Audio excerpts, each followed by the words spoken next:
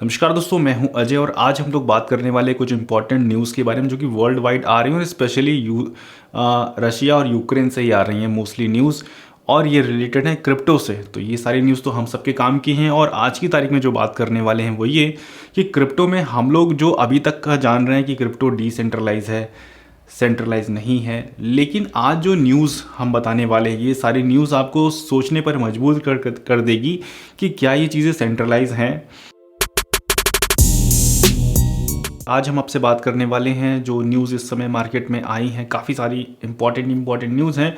और सबसे पहली जो न्यूज़ निकल कर आ रही है वो यूक्रेन की तरफ से निकल कर आ रही है। यूक्रेन ने सभी एक्सचेंजेस से डिमांड किया था कि सभी एक्सचेंज रशिया में जो सर्विसेज दे रहे हैं वो इमीडिएटली रोक दे क्रिप्टो के जो एक्सचेंज है।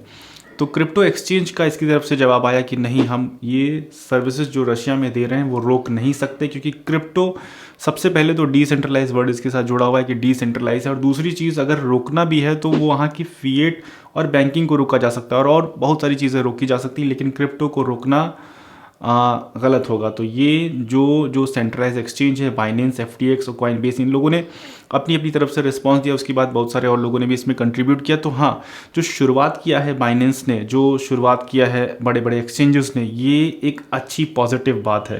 लेकिन इसी के अपोजिट एक दूसरी खबर भी आ रही जो कि आ रही है मेटामास्क की तरफ से, और वो आ रही है वेनेजुला में जो मेटामास्क के एक्सटेंशन है उसमें एरर बताकर जो इथेरियम की ट्रांजेक्शन थे उसमें रोक लगाई गई।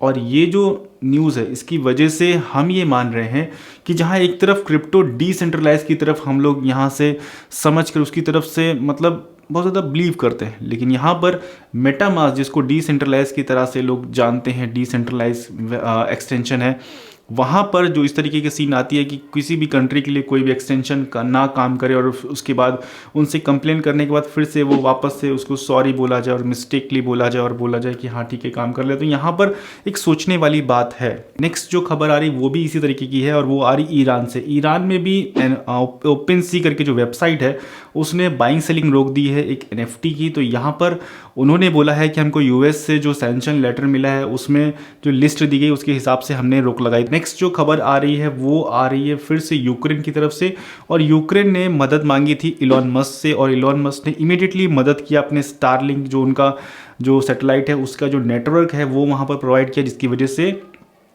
यूक्रेन में नेटवर्क आराम से प्रॉपरली आ रहा है और अब वो लोग जो भी क्रिप्टो है उसका आराम से डोनेशन ले सकते हैं। और उसके लिए उन्होंने अब इलॉन मस्क से फिर से एक बार ट्वीट करके बोला है कि अब आप हमको डोज भी डोनेट कीजिए, क्योंकि डोज को हमने अपने एड्रेस में ऐड कर लिया है। अभी तक उन्होंने कई सारे बड़े बड़े क्रिप्टो ऐड किए थे, अभी इलॉन मस्क से उन्होंने डोज के लिए भी बोल दिया और जो भी डोज की कम्युनिटी है वो भी उसमें कंट्रीब्यूट कर सकती है, क्योंकि यूक्रेन में एक्चुअल में ज़रूरत है। जो कि वहाँ के सिटीज़न हैं वो सब काफ़ी ज़्यादा प्रॉब्लम है, बहुत बुरी कंडीशन में है वहाँ पर। खाना पीना मतलब लेने जाएँ तो फिर सब चीज़ का सामना करें, गोला बारूद और बहुत सारी चीज़ों का, तो सिचुएशन ख़राब है। तो यहाँ पर जो भी लोग डोनेशन कर रहे हैं वो एक अच्छा काम कर रहे हैं उन, और यूक्रेन के जो भी सिटीज़न हैं उन सब के साथ मेरी काफ़ी ज़्यादा सहानुभूति है। लेकिन यहाँ पर ये डोनेशन अभी भी और आगे जो वहाँ के जो प्राइम मिनिस्टर है उन्होंने पूरा अपना ट्विटर पे पूरा काफ़ी सारे लोगों से मदद मांगी है, सभी लोगों से, नाटो से, जितने भी अमेज़ॉन हैं, जितने भी बड़े बड़े नाम हैं उन सब से मांगा है डोनेशन, और वो सब लगभग कर भी रहे हैं। तो अभी जो सीन है वो क्या सीन है उसके बारे में हम लोग आगे बात करेंगे। लेकिन अब नेक्स्ट जो खबर हमारी है उसको आप सुन के थोड़ा सा और हैरान हो जाएंगे कि स्कैमर जो लोग हैं वो हर एक मामले में अपनी टांग जरूर डाल देते हैं।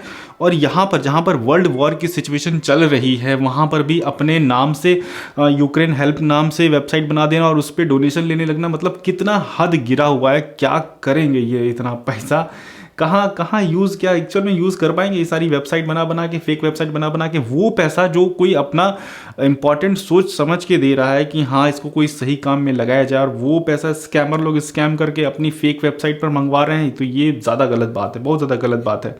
नेक्स्ट जो खबर आ रही है वो आ रही है स्विफ्ट जो बैन लगाया था US ने, जो स्विफ्ट ट्रांसफ़र एक सिस्टम होता है जिसकी वजह से पूरा वर्ल्ड वाइड पैसा ट्रांसफ़र करने का सिस्टम होता है, जिस पे US ने रशिया पर रोक लगाई। लेकिन उस रोक की वजह से वेनेजुला पर भी असर हुआ है।